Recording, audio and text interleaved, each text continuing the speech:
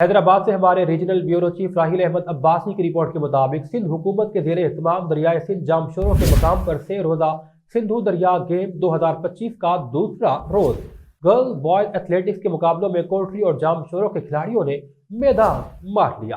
دوسرے روز والی بال تھرو بال ایتھلیٹکس میں فائنل کے مقابلہ جات میں جام شوروں اور کوٹری کے لڑکوں اور لڑکیوں نے میدان مار لیا۔ خواتین والی بال کے مقابلوں میں کوٹری نے فائنل جیتا۔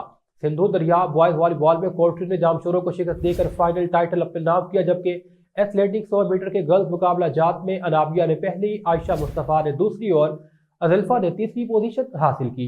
60 میٹر کے مقابلے میں پہلی پوزیشن نور العین، دوسری پوزیشن عائشہ مصطفیٰ اور فاطمہ نے تھرڈ پوزیشن حاصل کی۔ بوائز ایتھلیٹکس میں ابراش نے پہلی پوزیشن حاصل کی۔ ڈائریکٹر اسپورٹس امداد علی اور ڈسٹرکٹ اسپورٹس آفیسر بھی موجود تھے۔